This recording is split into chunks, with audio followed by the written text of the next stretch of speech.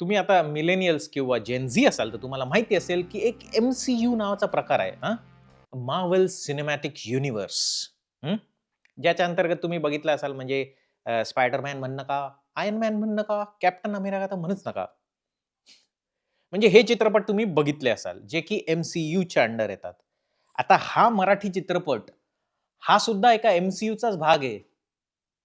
Yes, तुम्ही correct ऐकलं. हा सुद्धा एम-सी-यूचाच भाग आहे. तर हा चित्रपट तुम्ही का बघावा याची 3 कारणं देतो तुम्हाला. नंबर 1, जर तुमच्याकडे नमस्कार मंडळी. आज आपण एका अजून चित्रपटाचा रिएक्शन व्हिडिओ बनवणार आहोत. चित्रपट सॅड आहे. पण जी रिएक्शन असणार आहे, ती कॉमेडी आहे. ठीक आहे. ॲक्चुअली मी हा जो व्हिडिओ बनवतोय ना, ते मलाच नाही माहिती की हा फॉर्मॅट काय म्हणतात याला. कारण ह्याच्यात मी रिएक्शन पण देणार आहे, स्टोरी नरेट पण करणार आहे, थोडासा रोस्ट पण करणार आहे, थोडी कॉमेंट्री पण देणार आहे. मला माहीत नाही काय म्हणतात याला. तुम्हाला माहिती असेल तर मला कमेंट्समध्ये सांगा. आत्तापुरता याला रिएक्शन व्हिडिओ म्हणूयात. तर हा रिएक्शन व्हिडिओ असणार आहे. व्हिडिओच्या शेवटी मी तुम्हाला 3 पॉइंट सांगणार आहे, की हा चित्रपट तुम्ही का बघावा आणि एक बोनस टिप सुद्धा देणार आहे. तर सुरू करूया. सुरू करायच्या आधी आपल्या चॅनलचं लो बजेट इंट्रो म्युझिक लावूयात जरा.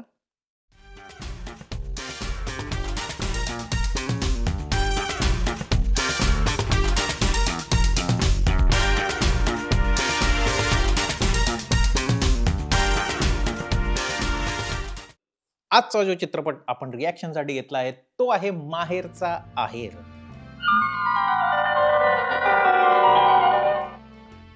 ऐका, ऐका, ऐका. मला माहिती आहे तुमच्या मनात प्रश्न आले, "अबे कधीचा पिक्चर आहे? हा बघितला पण नाही, एवढा जुना पिक्चर आहे, माहिती पण नाही. हाच पिक्चर कशाला? तोच का नाही?" थांबा, थांबा, थांबा. सगळं सांगतो. तो रुको जरा, सबर करो. बघा, ते करायच्या आधी एक सांगतो, की हा जो व्हिडिओ आहे ना, तो एक लक्षात घ्या, हा फक्त या चित्रपटाबद्दल आहे बरं का. हा चित्रपट ज्या दुर्दैवी घटनांवर आधारित आहे, त्याबद्दल नाही. ठीक आहे. हे लक्षात ठेवा, की हा फक्त इथल्या या चित्रपटाबद्दलच आहे. जर तुम्ही जुन्या चित्रपटांचे फॅन असाल, तुम्हाला जुने चित्रपट आवडत असतील, दुःखी चित्रपट टाइप्स, तर हा व्हिडिओ तुमच्यासाठी नसेल कदाचित. ठीक आहे. त्यामुळे तुम्ही जर हा व्हिडिओ इथे बंद केला तरी चालेल. तरी पण व्हिडिओवर क्लिक केल्याबद्दल धन्यवाद. गुड. तुम्ही थांबला असाल? Let's move on. आता तुमचे प्रश्न. यावेळेस जुना चित्रपट, हाच कशाला, तोच का नाही? ठीक आहे. की अरे हा जुना चित्रपट आहे, मला माहीत पण नाही स्टोरी. No tension. मी बघतोय ना तुमच्यासाठी असले चित्रपट. No tension. मी बरोबर तुम्हाला स्टोरी सांगेल. हा व्हिडिओ तुम्ही पूर्ण बघितला तर तुम्हाला कळेल. की अख्खा चित्रपट काय होता तुम्हाला कळेल अख्खा. ठीक आहे. ते टेन्शन नका घेऊ.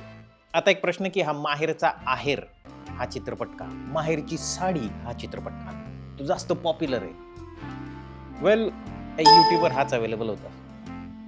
माहेरची साडी झी5 वर आहे वाटतं. त्याच्यासाठी कोण सबस्क्रिप्शन घेणार आहे? आता हा व्हिडिओ कोणाकोणाला आवडू शकतो ते माझ्या मते जेन एक्स असू दे, मिलेनियल्स असू दे, नाही तर जेन झी असू दे, सगळ्यांना हा व्हिडिओ आवडू शकतो. कसं? जर तुम्ही जेन एक्स किंवा मिलेनियल असाल तर तुम्हाला थोडं असं ना नॉस्टॅल्जिया होईल. ते जुने चित्रपट आठवतील. तर तुम्हाला हा व्हिडिओ बघितला पूर्ण तर तुम्हाला ते जुने दिवस आठवतील. आणि जर तुम्ही जेन झी असाल तर हा व्हिडिओ बघाच. ठीक आहे. आजकाल तुम्ही फार बोलत असताना अ mental health, a mental wellbeing, a trauma. आम्ही असे चित्रपट बघून मोठे झालो. बघा आमच्यावर किती ट्रॉमा झाला असेल. आणि आता तर तुमच्याकडे सगळं आहे यार. तुमच्याकडे आता Netflix आहे, YouTube आहे, Hotstar, Disney, I don't know what. काही पण तुम्ही चूज करून, ऑप्ट करून घेऊ शकतात, बघू शकतात. आमच्या वेळेत नव्हतं तसं. रविवारी संध्याकाळी 4 वाजता जे लागेल ते बघायचं. त्यामुळे आमच्याकडे ऑप्शन नव्हता. जर तुम्ही आता मिलेनियल्स किंवा जेन झी असाल, तर तुम्हाला माहिती असेल, की एक एम-सी-यू नावाचा प्रकार आहे. मार्व्हल सिनेमॅटिक युनिव्हर्स.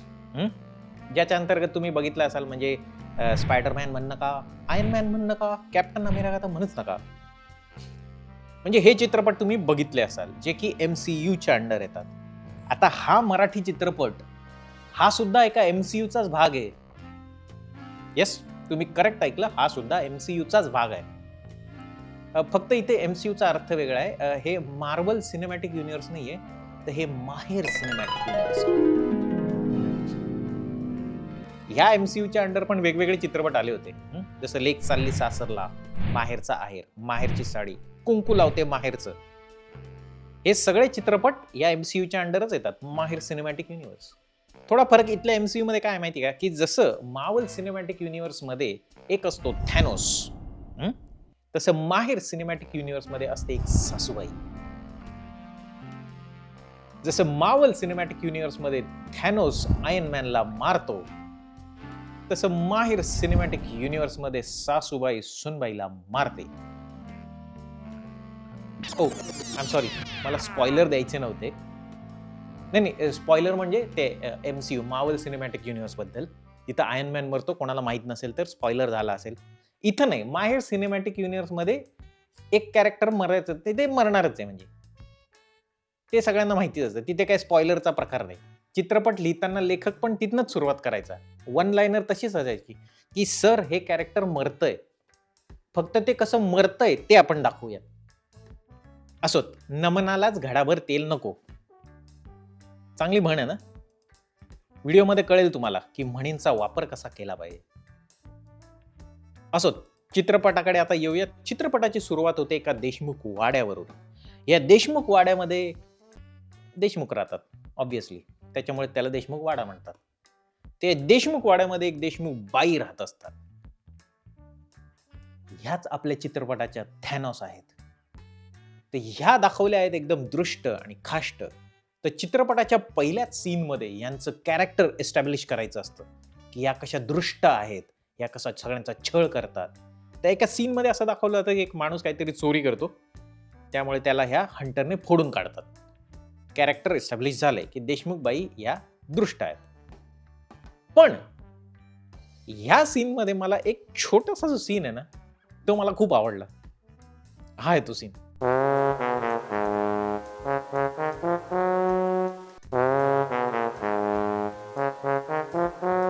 बघितलं केवढी ॲक्टिंग केली आहे यात सगळ्यांनी. सगळ्यांनी त्यांच्या हातानेच ॲक्टिंग केलेली आहे. अगं बाई, काय झालं? हा एक सीन आणि नंतर एक सीन येणार आहे, जो मी सांगेल तो. ह्या 2 सीनमध्ये म्हणजे अख्ख्या चित्रपटाची जर ॲक्टिंग आपण डिव्हाईड केली, तर 80% ॲक्टिंग या 2 सीनमध्ये झाली आहे. 20% ॲक्टिंग बाकीच्या अख्ख्या चित्रपटात झालेली आहे. तर 40% ह्या सीनमध्ये ॲक्टिंग झाली की. बघा त्या ॲक्टर्सबद्दल काही म्हणायचं नाही मला. माझं असं म्हणणं आहे, की सपोज मला असं विचारायचं असेल, की "अरे त्या घरात काय झालं हां?" तर मी असं म्हणेन ना, "अरे त्या घरात काय झालं?" असं नाही म्हणणार मी, "अरे त्या घरात काय झालं? त्या घरात काय झालं?" या सीनमध्ये अख्ख्या क्रूने फक्त त्यांच्या हाताचा वापर केलाय. त्याच्याने ॲक्टिंग केली आहे. त्या ॲक्टर्सबद्दल काय बोलायचं नाही. कारण कसं आहे मला माहिती आहे का, एक छोटंसं कारण हे पण आहे, की त्या काळी ना सोशल मीडिया नव्हता, ठीक आहे. त्यामुळे जर तुम्हाला कॅमेराच्या समोर यायची इच्छा असेल, तर तुमच्याकडे खूप कमी चान्स होते, बरोबर? त्यामुळे त्यांना जिथं चान्स मिळायचा, तिथं ते फुल ॲक्टिंग करून यायचे. आता सोशल मीडियामुळे काय झाले, तुम्हाला सपोज यायचंच असेल, लई तुमच्यात खाजच असेल ॲक्टिंगची, तुम्ही काय रील टाका, नाहीतर YouTubeवर शॉर्ट्स टाका, नाहीतर काय ते YouTubeवर व्हिडिओ करा. कोणामध्ये काहीच टॅलेंट नसेल, तर एखाद्या चित्रपटाचा रिएक्शन व्हिडिओ करत बसा. पुढे जाऊयात. चित्रपटात पुढे असं दाखवलंय, की देशमुखबाईंना असतो एक मुलगा, एक मुलगी. ओके. देशमुखबाईंचं आता फुल कॅरेक्टर एस्टॅब्लिश झालेलं आहे. आता आपण जाऊया चित्रपटाच्या नायिकेकडे. आधीच्या काळातले चित्रपट एकदम सिंपल होते. ब्लॅक असेल, व्हाईट पाहिजे काहीतरी. ब्लॅक झालं देशमुखबाई, व्हाईट पाहिजे तर नायिका. चित्रपटाची नायिका आहे उमा. उमा चांगली, उमाच्या घरचे चांगले, सगळे एकदम छान, छान, छान. उमाला एक भाऊ असतो, तो पण खूप छान, छान, छान. सगळं एकदम छान, छान, छान, छान चालू असतं. ठीक आहे. उमाचा भाऊ कुठल्यातरी कामानिमित्त जाणार असतो. उमा त्याला बाय-बाय करते. भाऊ जातो. पुढच्या सीनमध्ये आपल्याला कळतं, की उमाचा भाऊ ज्या कामानिमित्त चाललेला असतो, ते काम असतं, तो आपल्या गर्लफ्रेंडला भेटायला जात असतो. आणि त्याची गर्लफ्रेंड कोण असते माहिती आहे का? देशमुखबाईंची मुलगी. तो अपॅरेंटली म्हणजे तो एक वेगळंच काम करायला जाणार असतो. Yeah, boy. That's it. That lovely? फालतूगिरी खूप झाली. चित्रपटाकडे वळूयात. तर देशमुखबाईंचा जो मुलगा असतो, तो तरुण असतो, त्याचं लग्न करायचं असतं. तर देशमुखबाई त्याचं स्थळ घेऊन उमाच्या घरी येतात. उमाच्या घरचे एवढे पैसेवाले नसतात. त्यामुळे त्यांना हुंडा द्यायला जमत नसतो. आता इथं मला वाटतं, की चूक देशमुखबाईंची, ठीक आहे. कोणाच्याही घरी स्थळ घेऊन जायच्या आधी आपण जरा बॅकग्राऊंड चेक करतो. अनलेस की लव्ह मॅरेज असेल. तेव्हा तर काय आहे स्थळ आणि काय आहे मागणी वडेवर. अदरवाईज आपण चौकशी करून जातो बरोबर. त्यामुळे इथे देशमुखबाईंची चूक आहे. सो बेसिकली देशमुखबाईंचा इव्हिल सेन्स खूप चांगला आहे, पण कॉमन सेन्स काय एवढा चांगला नाही त्यांचा. पण देशमुखबाईंचा एक सेन्स खूप चांगला आहे की देशमुखबाईंना मराठीच्या म्हणींचं ज्ञान खूप आहे. देखना दिवाण भित्तीवर ठेवा, नाकापेक्षा मोती जड नको. मानानं पान मिळालं नाही तर शेवया सोजीच्या असल्या तरी शिजवल्याशिवाय चव येत नाही त्याला. भाताचं शीत इसरावं, पण घराण्याची रीत इसरू नये माणसानं. माणसानं हातरून बघून पाय पसरावत. तर कसं बसं उमाचं लग्न होतं आणि इथून तिचा सासुरवास सुरू होतो. सो बेसिकली मराठीतलं स्क्विड गेम सुरू होतं उमासोबत. फक्त फरक असा आहे की तिकडच्या स्क्विड गेम मध्ये तुम्ही जर लेवल जिंकत गेलात तर शेवटी तुम्हाला पैसे मिळणार असतात आणि नाही जर जिंकलात तर मरणार असतात. मराठीतल्या स्क्विड गेम मध्ये काय नाही तसं, तुम्ही काय पण करा तुम्ही मरणारच असतात. तर उमाचा छळ सुरू होतो. तर एक एक्झाम्पल द्यायचं तर उमाची सासू देशमुखबाई तिला भांडे घासायला सांगतात. भांडे घासल्यानंतर पण त्या येऊन स्वतः त्या भांड्यावर राख टाकतात. आता उमाचा जो भाऊ असतो तो आता जिथं कुठे त्याच्या कामानिमित्त गेलेला असतो. तो उमाचा भाऊ परत येतो.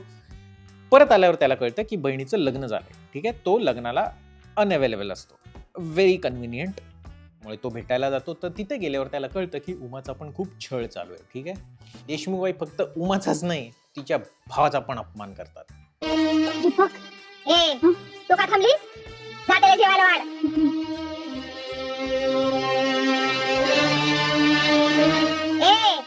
तू का थांबलास आता? चल जा. मला जा आता. पण माझ्यासाठी ह्या सीनचा जो एंड आहे ना तो सगळ्यात बेस्ट आहे. हा सीनचा एंड बघा. कुंकू उधळून तुम्ही एका पतिव्रतेचा अपमान केलेत. अरे अपमान तर तुझाही केला होता. विसर.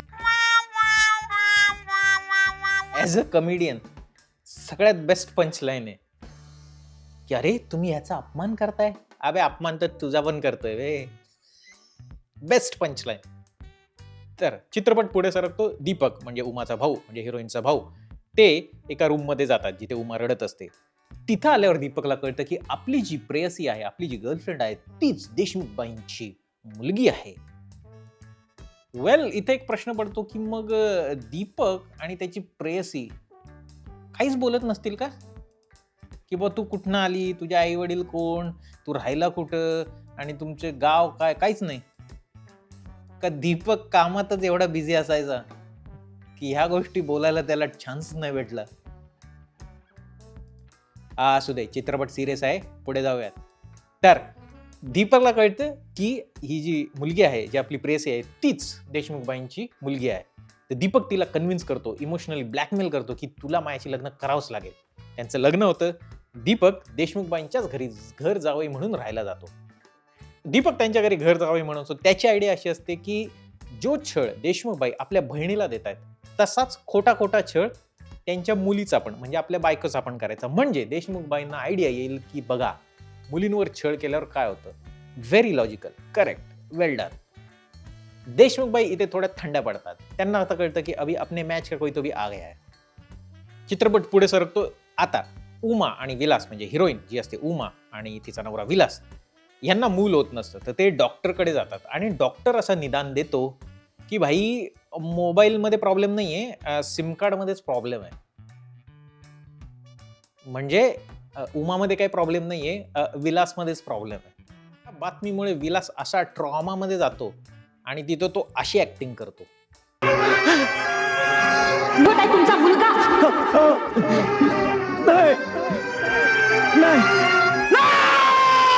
जसं मी आधी म्हटलं तसं या चित्रपटाची 80% ऍक्टिंग या दोन सीन मध्ये झाली. पहिली अरे काय आणि हे ओ माय गॉड.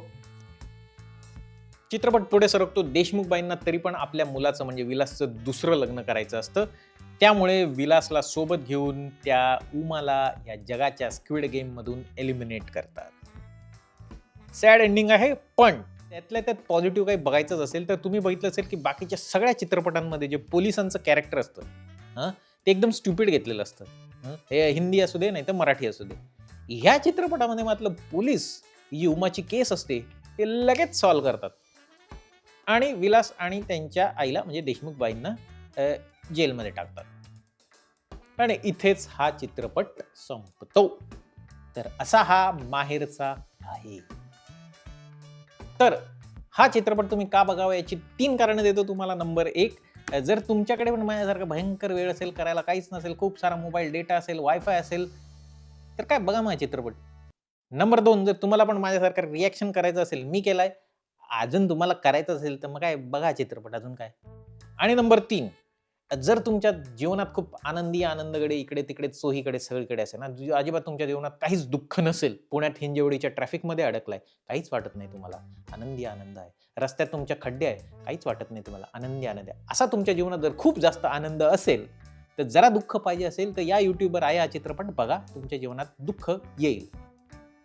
आणि एक बोनस टिप, जर तुम्ही सासूबाई असाल आणि जर तुम्हाला सुनेला छळायच्या वेगवेगळ्या पद्धती माहिती करून घ्यायच्या असतील,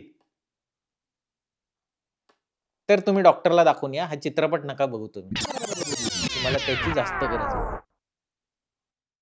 हा होता मित्रांनो आपला रिएक्शन व्हिडिओ. तुम्हाला जर आवडला असेल तर नक्की सांगा तुम्हाला काय आवडलं, काय नसेल आवडलं तर ते पण तुम्ही कमेंट्समध्ये लिहू शकतात. व्हिडिओ जर शेवटपर्यंत बघितला असेल तर थँक यू सो मच. भेटूया पुढच्या व्हिडिओमध्ये.